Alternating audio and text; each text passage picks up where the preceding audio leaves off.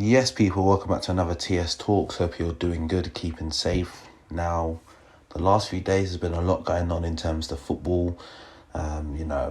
Originally I was doing a segment on Harry Kane. He more or less gone on strike and, he's trying to force his way out of the club. And in regards to that, I see two sides to it. At the end of the day, football, is a business. And, if you're an athlete within the business, you want to do what's best for yourself. And I think Harry Kane moving away from Spurs is definitely a move which is best for him. It's best suited for him to ensure that he has, some accolades when he actually finishes the game. It's all good winning, top goal scorer here or top assister here. But at the end of the day, when your career's done, you want those accolades such as a Premier League or even a Carabao Cup, FA Cup, Champions League, Europa League, one of those things. And I think the fact that Tottenham are not playing in the Champions League or even Europa League, they're playing in the Europa Conference, it's a bit of a joke in itself. Obviously, I can't really say too much being an Arsenal fan and Arsenal but not being in no European competition. But I think I'd rather that than this Conference League thing. So for Kane, I definitely see the reasons as to why, he feels that the time's right now for him to get away from Spurs and go out there and win stuff. But he's a bit silly for signing this long contract some time ago. Now, I don't know what he must have thought was coming. He must have thought, oh yeah, Levy must have gave him a spill that, yeah, we're going to drop this money, drop that money. We're going to do this thing. Obviously, they got really close in that Champions League final with Poch. Following that, the season on, Poch didn't do too good. Brought in Mourinho, you're thinking, if Spurs are ever going to win anything, it'd be with him.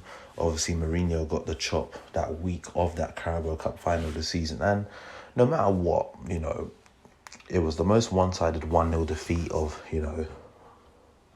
for Spurs in that final. But if there was a manager that may have been able to pull out a victory against that City side, it probably would have been Jose, even though for some weeks it looked like maybe some of the players are kind of giving up on him. I think he's the one man that might have been able to get that team some silverware, and he's looked at it now, it's like, okay, the rest of the season they had, was his name, Ryan Mason, and now Nuno's come in. He just got so close to the final of the Euros of England, and he's like, yeah, I've got to go. And Levy's a tough man to negotiate with. All this talk of, gentleman's agreement. At the end of the day, contracts there in black and white, right? And if you're signed to stay at a club to this period of time, the club's in the upper hand there. And, moving on to the next person, in the sense of Jack Grealish, the talk is that he had a 100 million release clause in his contract. And, as soon as City activated it, that was it, more or less still done relatively quickly. And for Kane, it must be a bit, where does he go from here now? Are City even going to sanction the deal for him now? Because the talks that came out, well, not the talks, the news that came out yesterday evening, which was breaking, was the fact that Messi's going to be leaving Barcelona. He'd more or less agreed a deal to kind of, take basically half his pay. And just based on the structure of the club and how much money they've lost, due to, the whole pandemic and stuff, they generally can't afford to keep him. And they put out a statement to say that he'll be going. Players like Aguero and Depay signed for Barcelona on the base that, they wanted to play alongside Messi. Now that's not going to happen. And, he's a free agent now. I see all the memes, I've been posting them up, all the memes saying, Pep's running to Sheikh Mansour, trying to cancel the Grealish deal, or Grealish when he tries to go training today, the door's not opening, because it's like, City have literally just put out 100 mil, no matter if it's in installments or not, they've put 100 mil down on Jack Grealish, and then, they've announced it. It's been announced, confirmed to the world, and then within an hour and a half, you got, Messi's a free agent. And so Kane again must be panicking. Like, damn, where am I going to move to? He's thinking he's going to City as well. Don't be fooled. I still think Messi will end up at PSG. I can see it, whether PSG can, convince him to come there. Obviously they've got the money, you can reunite with Neymar, obviously Mbappe's there. Whether he's still there come the end of the window is another thing. But for PSG, they might look at that as well. We bring Messi in, That's a new front three of Messi, Neymar, Mbappe, M.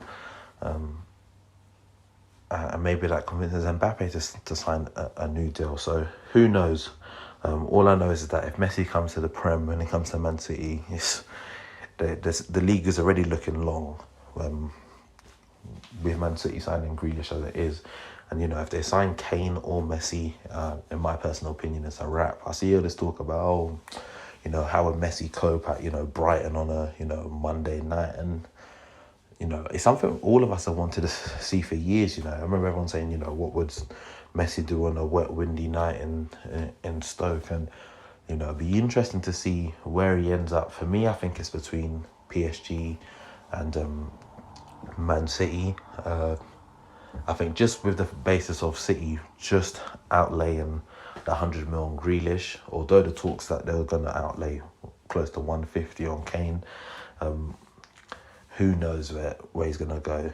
But I tell you what though, with all of this, City probably going to be looking to let some players go. There's talks that the likes of Bernardo Silva's free to go. I think it was even Laporte, because they said Stones and Diaz has built up such a partnership. So there's players at City that's gettable for some of these other Premier League teams, or teams in other countries that want to bolster their squad. And it'll be interesting to see now what's going to happen for the rest of the window, because coming up to a few days ago, it's like, this window is a bit odd, not much is happening. Within the last few days, it's like stuff's happening. And even Villa's done decent in their spending. I'll talk about them in a different subject as well. But it's interesting. But overall, on Kane, I think he's going to have to go back to training. He's doing the whole sour grapes thing. And I understand his reason why. It's because he's thinking probably that's the only way he can get out of the club. But, if he probably has already done something. He's probably got to have some talks with his agents and that today, and kind of be like, what's the plan? What are Man City saying? And, he probably just needs to go back to training and see what happens between now and the end of the window. Obviously, I've seen some Spurs fans cussing him, saying, we can go, we don't want him, etc., etc. But the reality of it is Kane's goals have kept Tottenham afloat the last few seasons. So regardless of his little outburst, you can kind of understand where he's come from. And, if the club don't want to sanction a move for him to go, then they don't want to do it. But we shall see. I'm still probably about 60% certain that he goes before the end of the window. But the question is where. So it's all intriguing, all interesting stuff that's happening within the transfer window, this window. So yeah, man, let me know your thoughts on everything I've talked on in the comment section below. Obviously, if you're listening on the YouTube, if you're listening on Spotify, Google Podcasts, Apple Podcasts, all the other podcast platforms, then let me know on the Instagram on the post, TSTALKS_, and I hope to catch you on the next one. Peace.